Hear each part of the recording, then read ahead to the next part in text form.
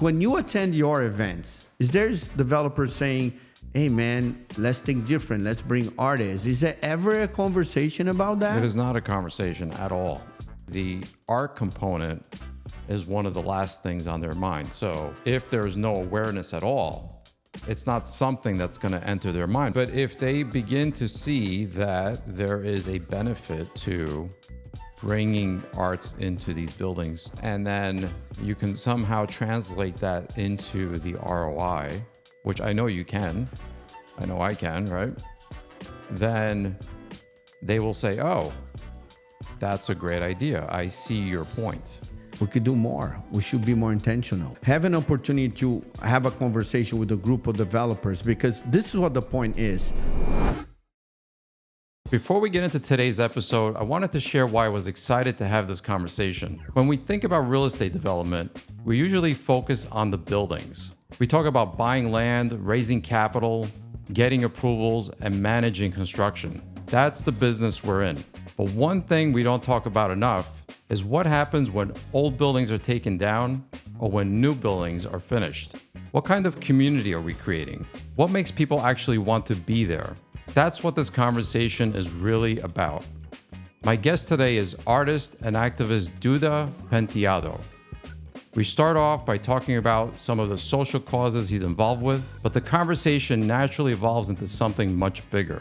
We talk about the role artists play in shaping neighborhoods, why developers should think beyond the building themselves, and how the private sector can have a real impact on the communities they're investing in.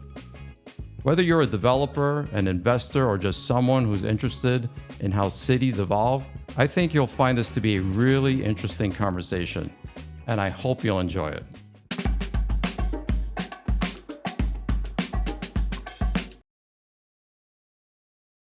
Duda Penteado. Am I pronouncing it right? Duda Penteado. Penteado. Penteado.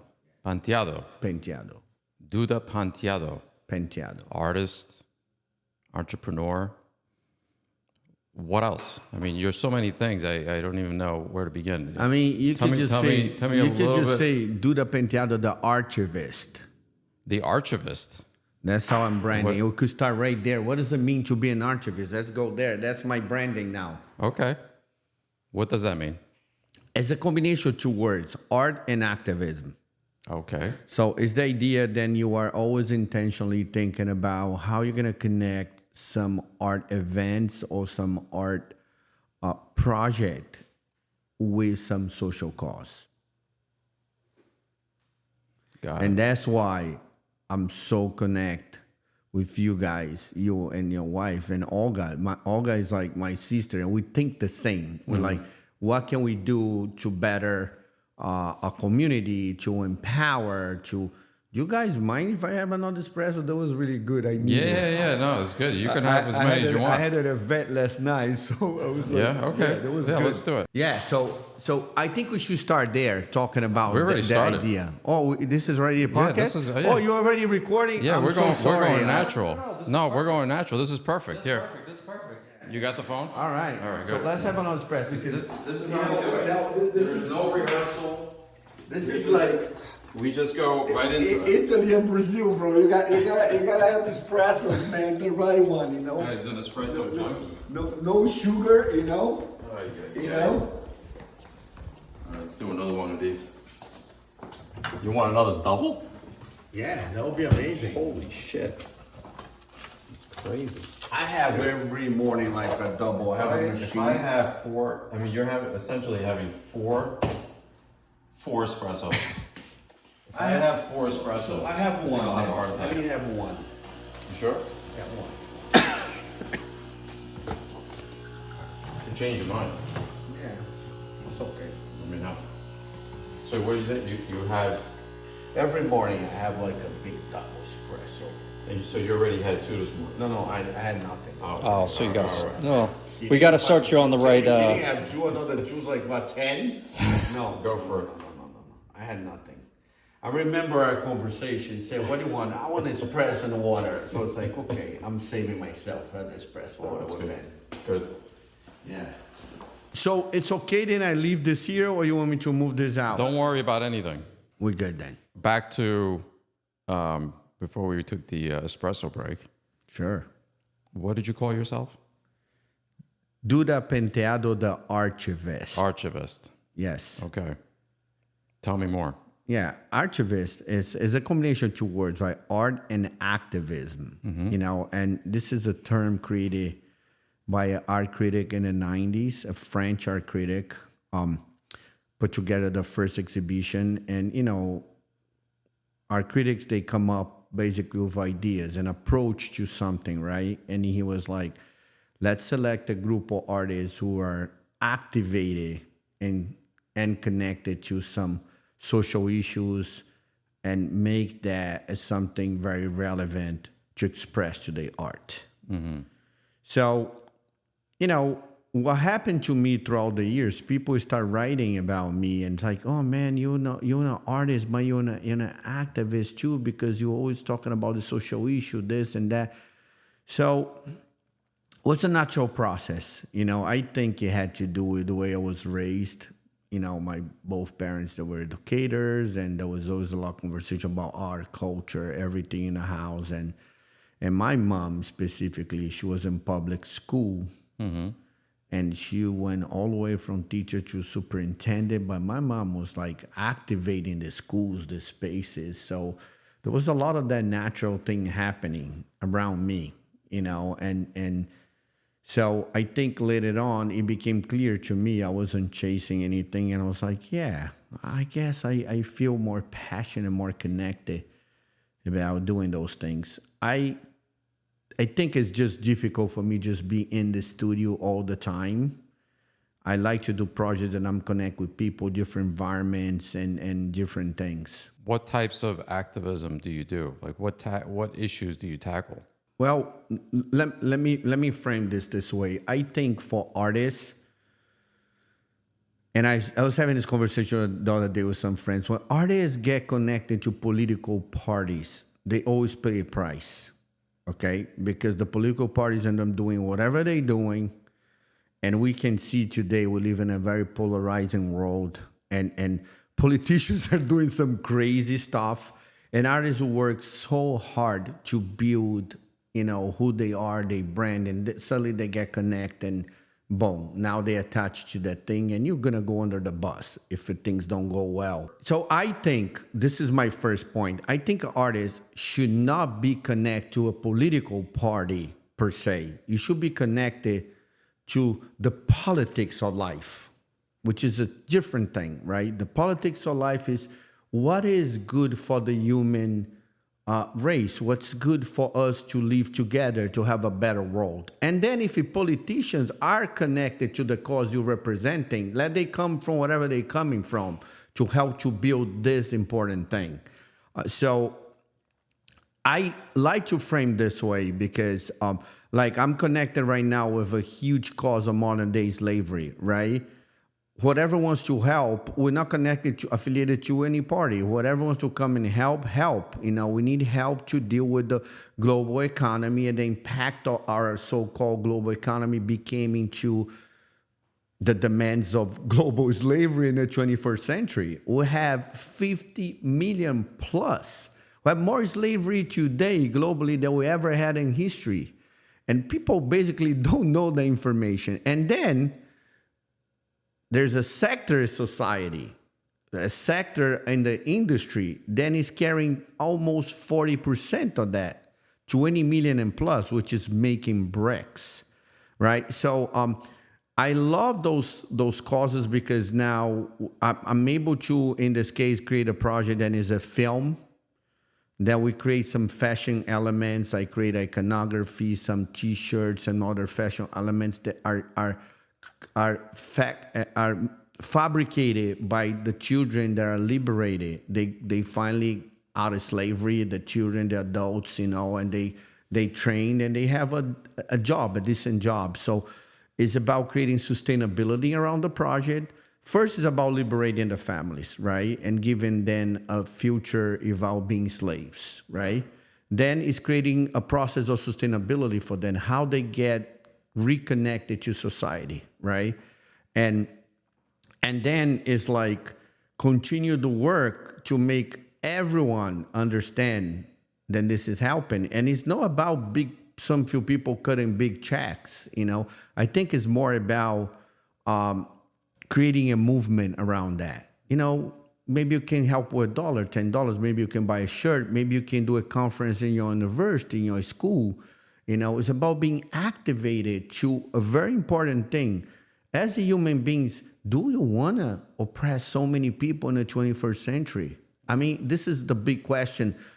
In many ways, I'm articulating. I was shocked to know I knew very little about this, when I began working this project. And a lot of people know very little about this. So we're using several forms. The last thing we're going to do is creating we're going to organize the biggest art installation made out of bricks. We're going to create this. People can collect a piece, and we're going to make a pile of bricks.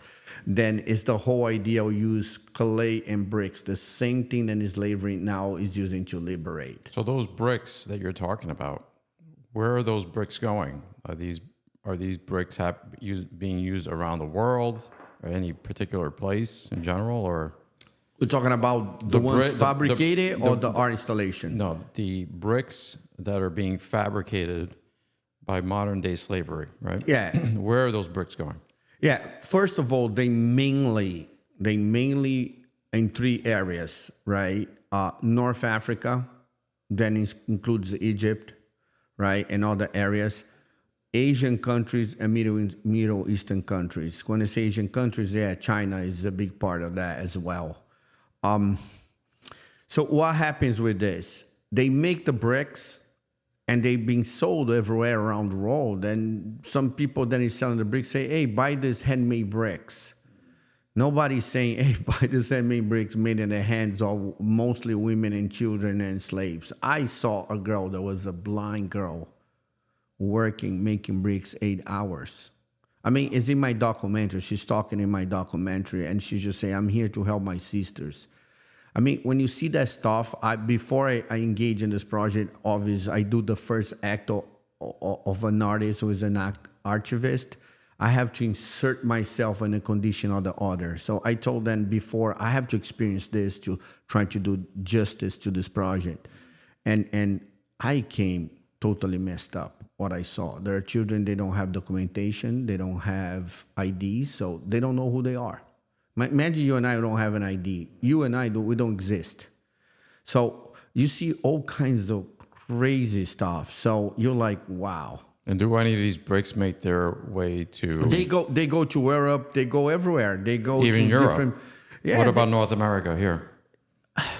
Less, apparently to studies, there's less coming here because there's a good production here, but I'm sure there's some coming here and people might buy, in a global economy, I think people that are buying, and that's what part of the conversation is, people that are buying, are we asking exactly what this is, where is it coming from, right? Or we're just trying to shop for the cheapest thing to do the greatest thing or the cheapest thing and makes the most money. It's funny we're talking about that because, you're about real estate, and real estate is built on bricks, That's right. So we'll have to think about when we're building those places, do we really care from where this is coming from? So Absolutely. It's a big thing. How do you get people that are somewhat disconnected to what's going on around the world like this, right?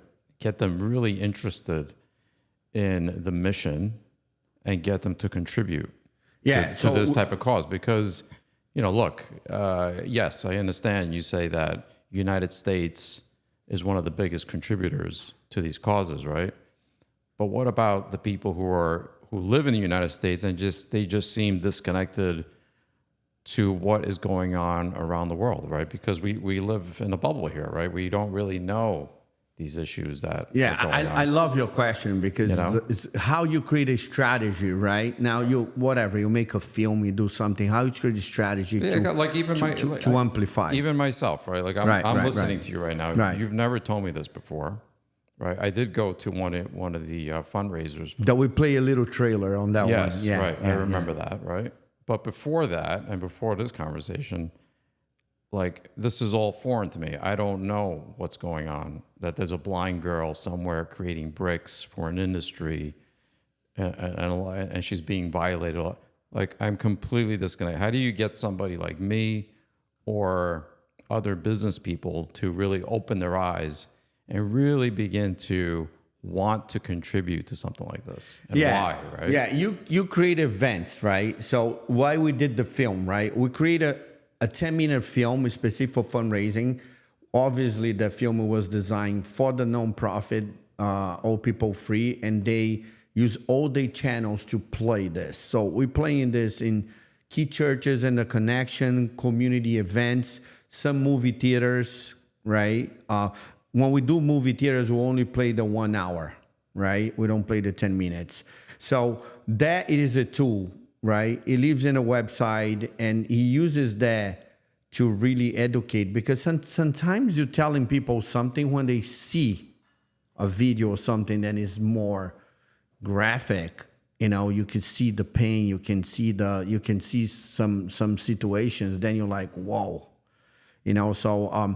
But we created strategy with the film, right? And right now, I just finished the second film. We're doing private screenings in some situations. We won 5 awards with the short one, 10 minutes. We did 1 year of film festivals. It's being used in numerous places of fundraising. And now we're going to release the 1 hour film. The 1 hour film, you'll go to film festivals. We'll probably do some private events. And every time we do a screening, then we have a Q&A panel to engage people, right?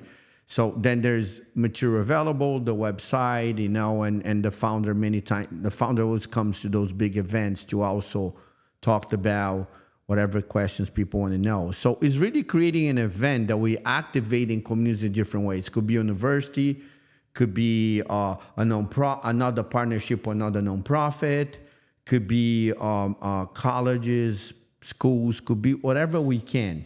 When you're bringing in those films and you're spreading the word about what's going on around the world, right? How is the community reacting to it? Like, you're spreading the word, you're in the room, you're at the event, right? And you're bringing everybody together. What does that do for a community together when they're coming together and looking and just like really digging deep into a topic like that?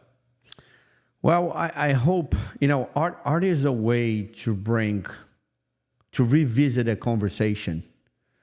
Sometimes people just settle in certain ways. Oh, I know how it is. And when you making a directed documentary for me is never about how many minutes. It's about how dynamic and how the narrative, how we're presenting this idea. Can I touch people through a film, right?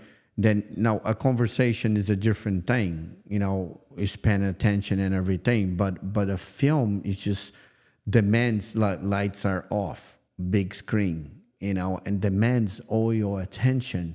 So you have a unique chance to just penetrate somebody's soul with the message. To me, films never be entertainment.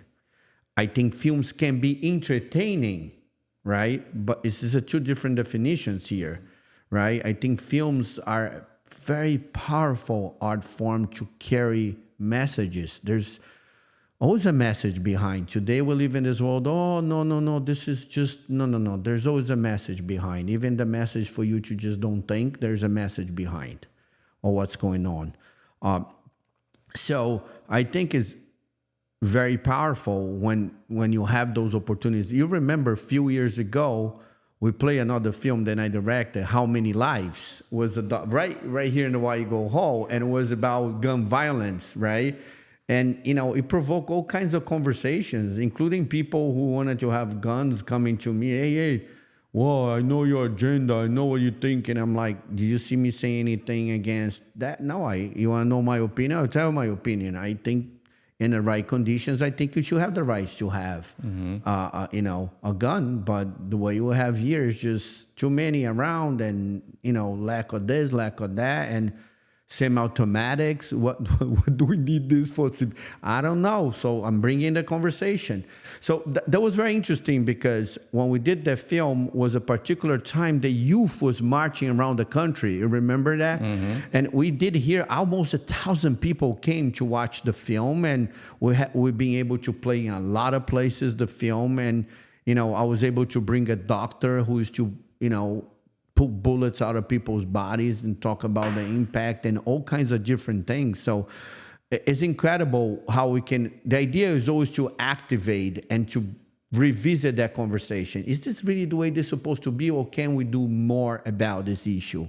Right. And I think art always becomes the incredible environment. I always tell people, you want to be political about something, socially engaged or politically engaged, and just let the art speak.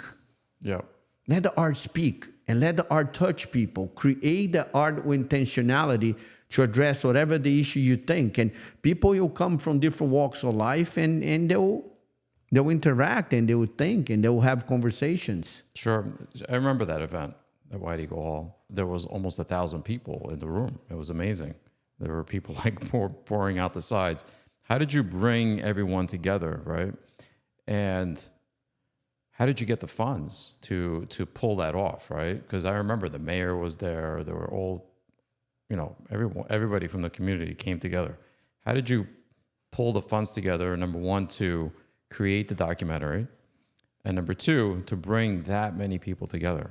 What we did was we filmed part of the film that we realized we want to do we always did like a short documentary around the youth program and the mural program.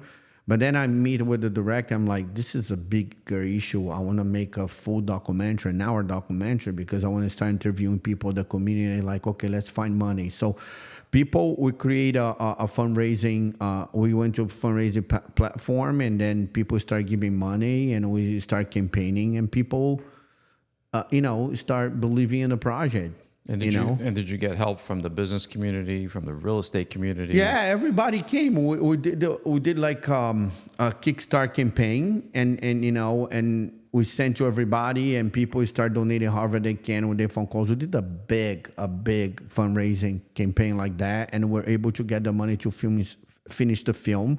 We finished the film, and then we did several screenings. But the White Eagle Hall was an incredible one because then, you partner with others. I said, Olga, you want to do the film? JCTC is like, totally, I'm behind this. JCTC was always a contributor to the youth program. Then, the public art project program, JCY MAP. Then I worked so many years. So Olga knew what was going on, and she was like, yeah, let's do this. So then we go partner with government, private sector, nonprofit, right? And anybody else. And where did the private sector play a role? They donated. They donated to the film. They brought people to watch the screening, and this is very important. We want people, after you bring the money, you create the event, you want people to show up. So the entire community came together, and it was very successful, We won an award, a big humanitarian award in a film festival. It went on. What is the benefit? And listen, I ask you this question because I feel it's important that the private sector does more for these types of causes, right? Sure. So I ask you this question because your answer should inspire people to do more for causes like the youth gun violence or the brick slavery that you talked about, right? Yeah. So what is the benefit to the private sector, especially people in real estate, right? Real estate development as they're developing a city. What is their benefit to contributing to those types of events, activism, issues that you're dealing with? I think it has to do with a practical thing is what I learned with time. When you create an art project related to a social cause, who's already established nonprofit, right? Because if I had made the movie, right, and the movie's out there, it's like, oh, this is great. What we do about it? No, we have a call to action. Mm-hmm. right? So we present the film, call to action, have a nonprofit. Obviously, you donate to nonprofit, you don't pay taxes, right? Right. So that's the direct benefit. But I think what people are looking today is if you own a business like real estate or any other business, what about my branding? How I want my branding to be seen by people, right? So in a case of real estate, am I just building buildings and, which is not easy, by the way. The process to build a building, to get the land, people sometimes try to make things simple, but it's not simple at all. So after a developer create his project, what is it that we're doing with the building, right? Is it connected to the community? Are you immersed? Or how your branding is presented? Are you coming to enhance the landscape, the culture of the neighborhood? So I think all of that is very important, and also what causes, right? Because like if you connect to the community and say, hey, why don't you come and watch and come to this event that I'm a sponsor, and come and see what's going on. They start seeing that it's not business about business. There's humanity behind, right? And we live here in a country, then thank God there's so much entrepreneurship, then you can do stuff. But what is the end goal, right? Are we giving back to the community? We're trying to make lives better. And some causes, I think there's enough local causes, nationwide causes, and global causes. And I think it's a combination of both. But it has to do how you want to also position your branding, Right. And say, wow, I want to be connected with this. This is important. My company wants to be associated with art, important social causes, and so on and so forth. When I was developing White Eagle Hall for the community in which we're in, right? That is exactly what I saw. It was all about not just building a space for the community, but also thinking about how do I want people to see my company, right? So sure, we're building real estate, we're building homes, and we're being successful along the way, but what do I do to give back, right? What do I do to give to a community so that people see that part of my profit goes to the community, and then in return, they're like, well, this is the guy that we really want to be successful, because we know the more successful he is, the more he's going to continue to give back, which is what I want to do, right? At the end of the day, you can't take it with you, right? So for me, I want to leave a legacy and continuously give back to a community just like this, right? So, when I'm thinking about other developers, I encourage them to really think it through when you're making the millions of dollars in your developments, to find ways to give back to that community.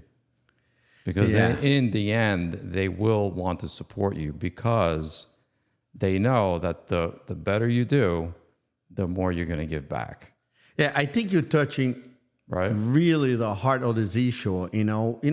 The famous saying, you reap what you sow, right? Sure. It's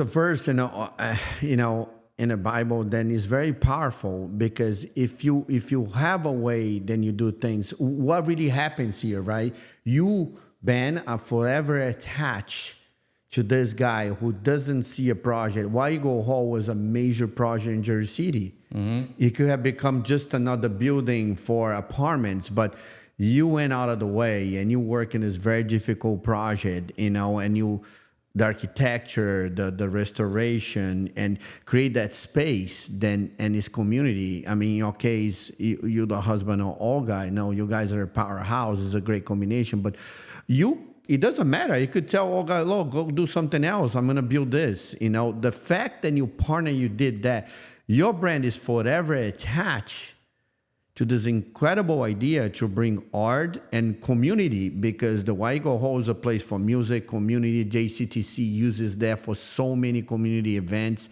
So, and it's right here downtown. Yeah. You know what I'm saying? So it is a fantastic example of how you position your brand. So yeah, for you people out there that are developers, when you think more intentionally about what you do and how to create things that can connect with the community, you're going to reap what you sow. Absolutely. And if you really think about it, what happens with the artists, right? They come into a neighborhood that is probably underdeveloped, and they come in, they install themselves, and they start building their studios and this and that. And then with time, the developers are coming in, and then the neighborhood gets developed expensive, and they move out. So how do we think about creating sustainability and love and respect the artists who are creating the soul of the neighborhood, right? Can we think that way? Right. Can we be more intentional about those things? I travel a lot of the country. I mean, I was just in Las Vegas a few months ago, and Las Vegas has a whole underground art movement happening. It's booming. Dallas is booming. Miami, we know what happens. It just blow up into this international thing. All the Wynwood, Art Basel, and the developer. There's nothing underground in Miami anymore. Everything's above the ground. Say there's nothing underground in Miami. But those are examples of neighborhoods that become amazing. But when you visit those neighborhoods, it's full of art. Yes. Right?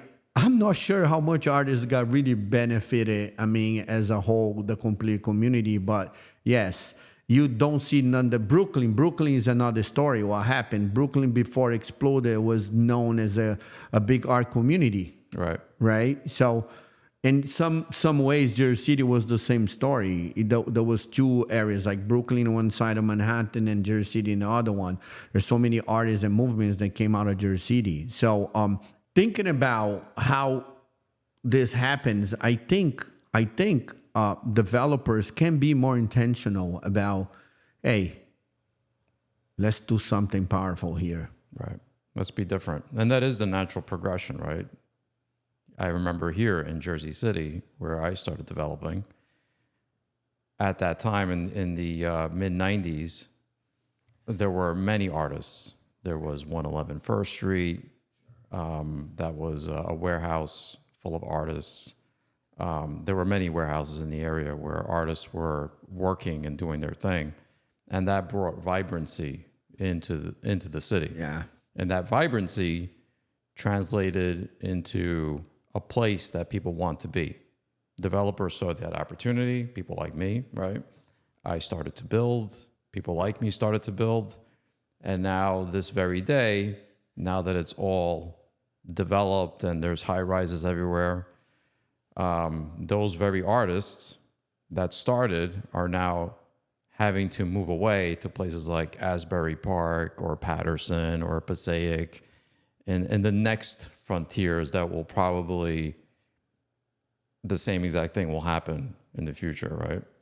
Those towns will change, and then they will again move and move on, and it will continuously happen that way. So for you as an artist, what do you think developers can do to preserve some of that life that was the very thing that made these places become what they are? Places like Dumbo, Jersey City, Miami, downtown Las Vegas, Dallas. Let me frame this way. I think the U.S. moves $30.2 billion. And the next country is China, 19.2. Right? There's so much money in this country. I think lacking in more intention, right? Let me be specific. The 111 downtown, until today, that building was the greatest idea created, and people fought to make that a place, a permanent place. It didn't go through, right? And then we never had a building like that. I was like, how is it Jersey City could never create it? That was our chance to make something unique. Because when you think about New York, Manhattan, they already carry the best museums, right? You can't have another best museum right across the river and compete with the ones Guggenheim, Met, Whitney. You just can't. They are mega museums, So I'm like, the 111 building was the perfect thing to have it. It was a living, working space with galleries, very dynamic, community events. I'm like, that people will come to see, right? It didn't survive, was right downtown. Then there was also the area called the Waldo Art District, right? And they had created, I was the chair back then. I was the chair until 9/11 of the Artistification Board. And there was a lot regulations and a plan created for the development in the area. Developers needed to do a lot of things to create this vibrant art community downtown. When 9/11 came, everything changed, and then it became up to the developers do whatever they want. Some developers honor some things, some didn't. I resigned at that point because I'm like, oh, this is not gonna happen. And then we have the Jersey City Museum was supposed to be there. Then came close to Montgomery, a little more up here between downtown and John Square kind of thing, between these two spaces, and then got closed, never reopened, and the collection went to the Zimmerman Museum and to Rutgers University. So it has been this up and downs and things, nevertheless. I was having a conversation with a friend of mine the other day. He says the spirit of the 111 building still lives and is spread through many other projects. Yes, I agree with that. Every project inspires something else, and because existed, create something. But what opportunity we missed? What opportunity we missed to have that right downtown. I mean, imagine what you have today. You have Manna, on close to 440, which is a private entity, and they doing their own thing. Manna is here, Manna is in Miami, it's a private entity, but we could have had more, right? And we just didn't, we missed. So I think for amount of money that this country moves, I wish the endowment in the US, I think is 1%. You have other countries as up to 6 or 7%. The Whitney used to have a map long time ago. European people invest much more in restoration and art, and the way they think about art is much more active still than us, right? Even though we have more money here, we could do more things. I think ours is still around 1%. Right. So I think we could do more. We should be more intentional. But do you think that real estate developers could do more within each building that they create, right? Yeah, totally. Or even if they don't install something within their buildings, perhaps, each building can contribute to something else that is within the community to some degree, right? Yeah, so that we can preserve some of that culture that helped get that city on the map. Just to start, I think developers can always hire an artist to make a custom-made piece for an entrance or something. That's exactly. incredible. Give me some of those details. Something like that. Right.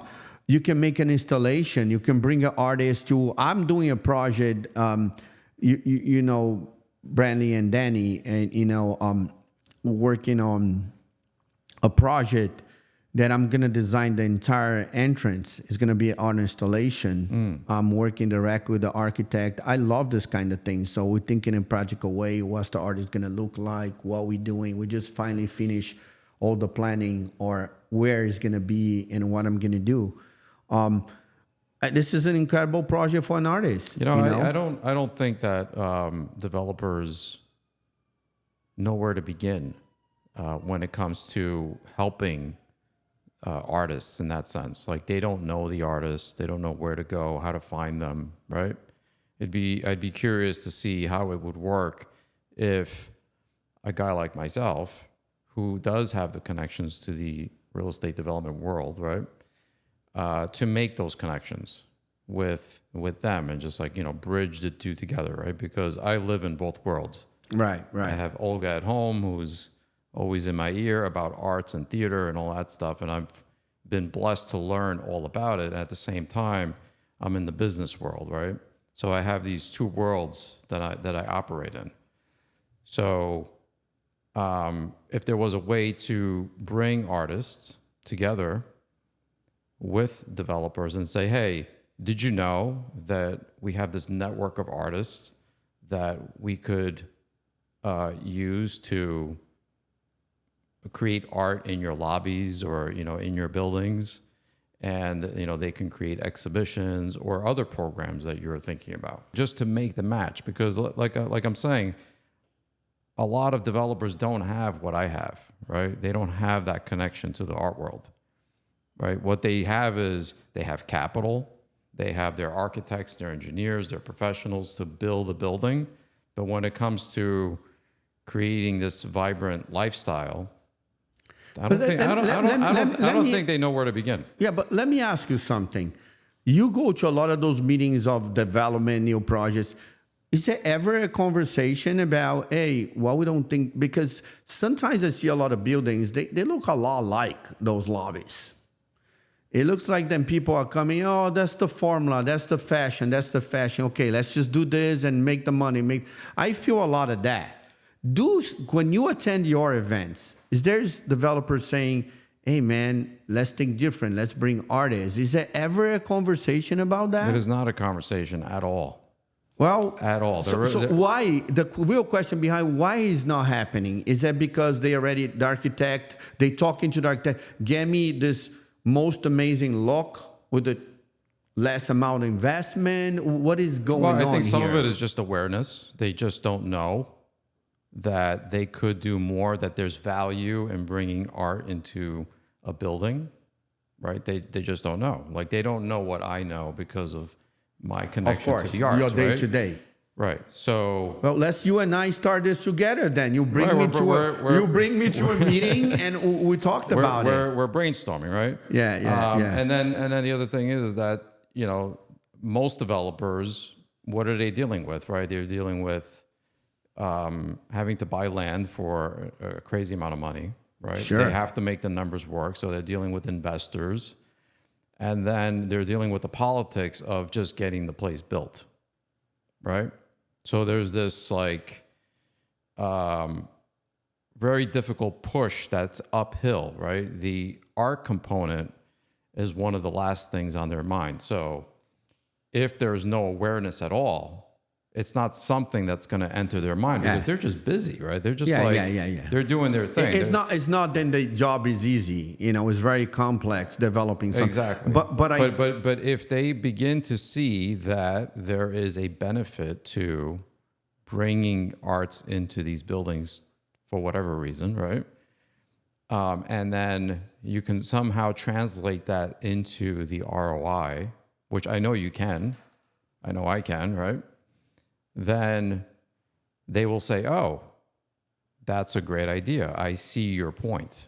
Yeah, right? I think you're touching a very important thing. I think education is the first thing. The same thing about Absolutely. the movie. So have an opportunity to have a conversation with a group of developers, because this is what the point is.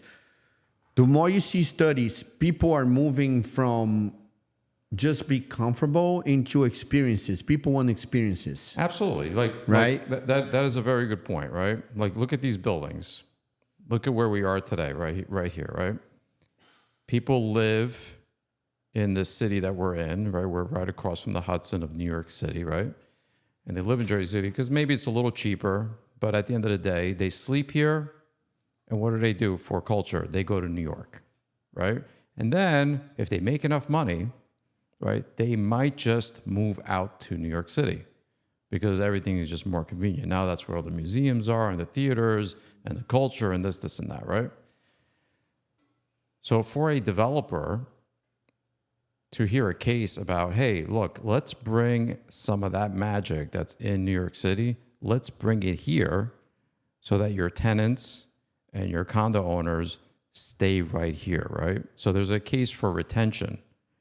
There's a case to convince people to say, if you bring it here, then your tenants will stay here, spend the money here.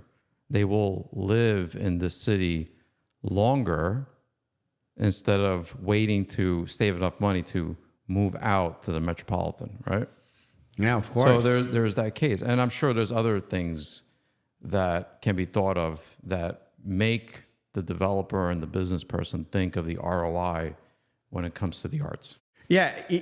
Again, I think people more and more are thinking about an experience than anything else. So instead, you just have this another incredible lobby that looks like the next building, and they could be incredible designs. Why don't invite an artist to create something custom made, and create as something different and very unique for your project? But I think developers need to think that from the beginning, right? My project that I'm developing with Newark and Danny and Brantley, from the beginning, we talked about, we'll include you. Let's talk about that look like. So I said, let me see all the plans of your building. Let's see what we can insert this. So I've been called to participate from the beginning, and thinking about what this looks like and the ideas. So that became part of the budget. Sure. So the developer now is convincing the investor and say, guys, we're just not building a cool design here. We're bringing an artist to make something super unique, custom made for this project. So if you're going to think about bringing artists later on and you don't have the budget, that's not going to be good for you, for investors, not for the artists, because you're just going to go start squeezing the artists. And a lot of places, I go sometimes to hotels and places where they do, oh, here I have this lobby here, put some art here. Just come and decorate it with some art. I think that's cool too. If you have a curator or somebody who wants to create a sort of a community gallery and you have a big space in your building and you activate that way, I think is a good project too. But come on, why just don't sit down with an artist and create something custom made, something that can be so special, and collaborate from the beginning and tell investors and everybody the value of that. What's going to happen? People that come from New York or other places is like, man, this is just like New York. This is like amazing. I want to stay here. Exactly. A lot of people come to, when I moved to New York, I lived in New York a little bit, Manhattan for a very little bit, then Brooklyn for a little bit, then Queens, and then I came to Jersey City. And I never left, and I'm like, wow, I like here. There's a sense of community, and then when I got connected to art, I'm like, wow, I'm going to stay here. Looks like there's an underground community. So the impact of those incredible, unique things that you're doing for in your building is creating this unique environment. Then it's going to retain these people. Then it's like, all the time seeing this art in New York City, they're like, oh, it feels the same place. Right. That's what happened in Brooklyn. Brooklyn became this huge hub of artists and culture. Right. Before development, if you think about it. And then people just there. And the real estate is crazy in Brooklyn now. Yeah. And I also think that it's not only the art itself, right, that are in the buildings, right? When I go to Manhattan, New York City, and I just walk around, and I'm, on the streets, and I see the different types of people and the culture that artists that bring into the community, just them walking around, right, with their cool outfits and how they are and how they behave. You like to be there. You like to observe them and take a look at them, right? So I don't think it's just about bringing the art into the lobbies.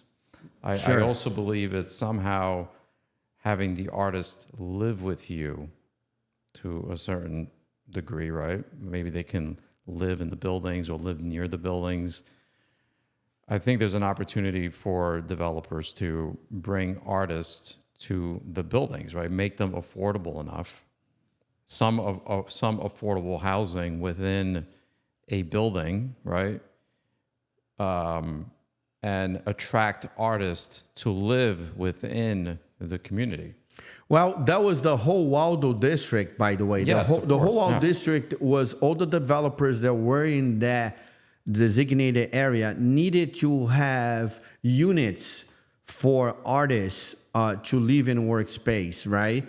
And what was the Artistification Board doing? We're making sure we're certifying real career artists. Not, I'm sorry, if you're a lawyer, doctor, it's not that don't do your art. But we had applications from lawyers that were like painting the weekends, I'm saying, no, you're a lawyer, we needed to narrow down to artists who were really paying the price, that had very strong resumes, but paying price to try to make a living as an artist, right? Creating art, applying to grants, doing teaching, doing all kinds of things to just be a producing artist, living off the art. So the board had to legitimize that kind of thing, and we're awesome people who came in and they need to develop the resume. Go develop a resume, apply again. Again, what happens was once 9/11 came in, they shut down the project. This whole thing about the 150 Bay was actually the building I inaugurated as the chair of the artification board before I resigned. I resigned like a few months after that. So I realized the whole idea to activate floors or spaces in the buildings were not going to happen. But you're right about that. With the combination or have all those developers making units available, there was also creating a theater space, creating a gallery space, making them thinking about the outside space, creating spaces for coffee place, restaurants. So you're right. What you're saying is totally true. It was a whole urban planning, how we activate this whole thing. Right. Right. And everything, happened after that in a way organically. But Right. the whole urban planning intentionally from the city of Jersey City was out of the window. I wonder, is it like what goes wrong? Is it that artists don't feel comfortable living within a luxury building, perhaps, and they want a certain look and feel to a building to want to be there? I don't know. No, right? they love it. What happens at the end of the day, the units weren't there. We had a huge list of people. That's all it is? Yeah. The list was crazy. We had a lottery system, by the way. I mean, how big crazy. was had piles and piles of people applying. Real certified artists. And, piles and piles of people applying. From those people, we had to select the ones got approved. I see. But from the ones got approved, we'll have hundreds of them. And then we have to do lotteries. They all won that, including the weekend painters or artists. Right. We have performance artists, theater artists, designer, we have everybody. And so part of my conversation with my board was like, how do we create a framework that we able to really include the artists who are really paying the price? It's not easy to be an artist, make a living of an artist. It's very difficult. So it's like, we got to give the chance to these people, and if we have other units, then we give a chance to the second tier. But we never got to that. The reality was so many great artists that applied. We had piles and piles, and was always a lottery, and the 150 Bay is a successful story because it became galleries. People came in, 14Cs there. There's so many people there now. But that space came from the regional design to make developers make space available for artists. Mm-hmm. And that's why that's there. Right. Some other developers honor some spaces. I don't know what happened because I left. I was remember, I was donating my time. Right. So what do the world expect for an artist? We donate art for auctions. Every time I donated artwork for an auction, I never took anything.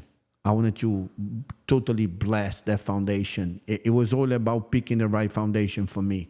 You're doing the right thing, I'm with you.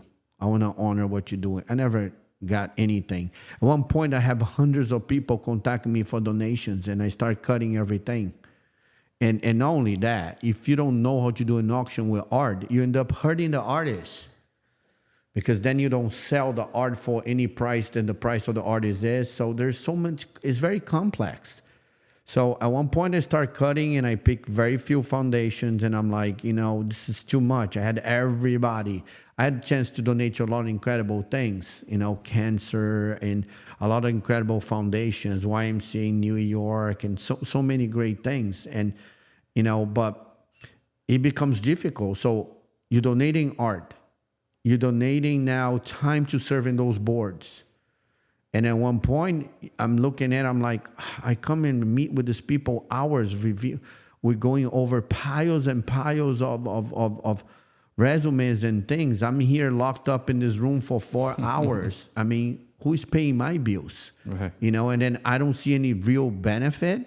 I mean, we're going to abort 80% of the project. I'm like, I need a break. Right.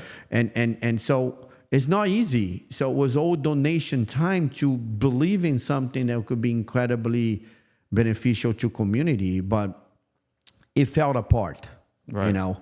So I think there's so many different ways. I mean, I think actually your case is a very unique case. You also can begin to bring conversations and bring artists and discussions in some conferences to developers. Yeah. I mean, you and then all the time. Why we don't have a segment? I know there's hundreds of things you're tackling in a conference, but why not have a segment about the benefit of art and community?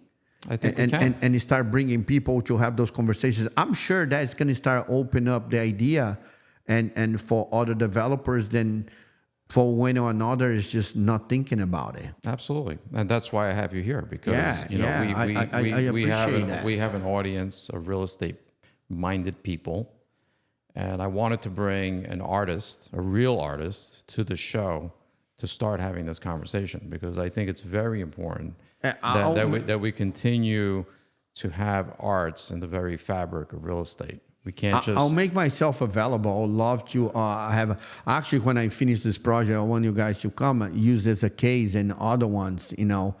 I was asked to design another one for an office downtown. And when I gave the price, they're like, hey, we don't have the budget to do this. Right. And I'm like, you know, this is a huge project. It takes hours and hours and hours, you know. And so it's a growing thing, I think. And I think something has shifted in the U.S. for I'm going to guess 10 years to now.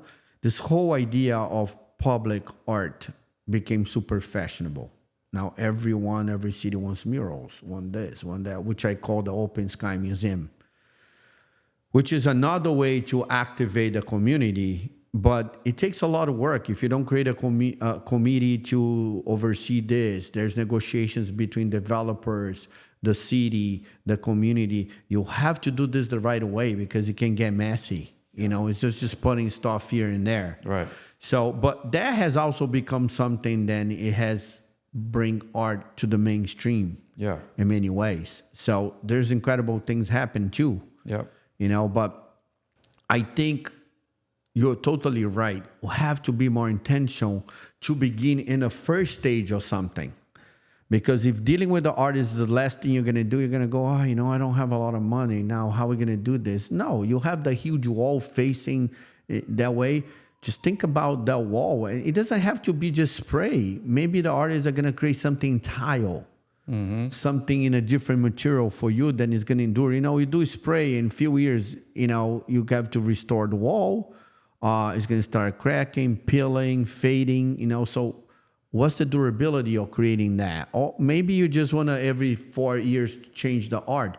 So, but if you're intentionally thinking about how you think in your project and using those artistic projects or conversations to already engage location, community, and all that from the beginning, then you'll have a chance to bring that conversation back to an investor and say, hey guys, you know what? We're going to do something amazing. You know, people love that.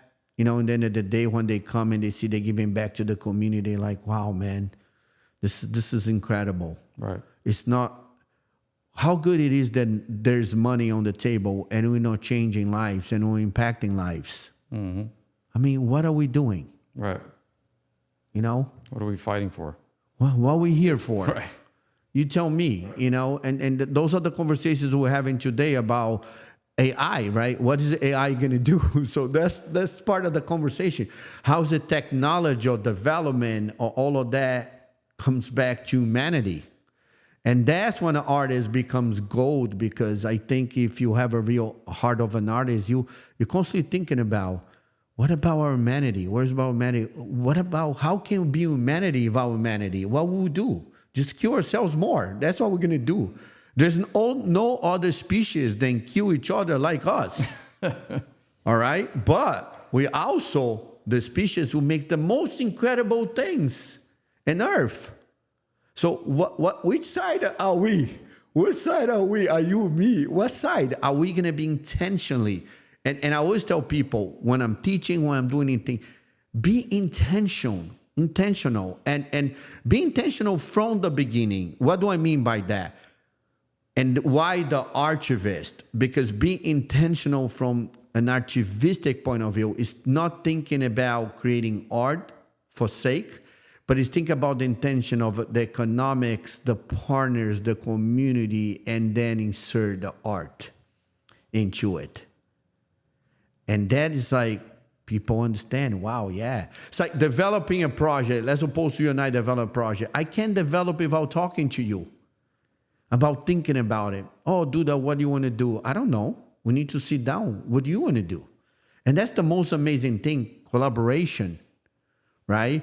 And that's what makes us stick together. That's what we build a community around. And that's how we get the Waigo Hall and other place full of people, because it was intentionally from the beginning, right? Why are we doing this? We're making this art. Where is it going? Who is touching? How are we bringing people, community, and how we're celebrating this, knowing then in the end of the day, we're trying to make a better world. Awesome. Duda, this was very educational. Thank you so much for coming. I think this is, like you like to say, to be continued.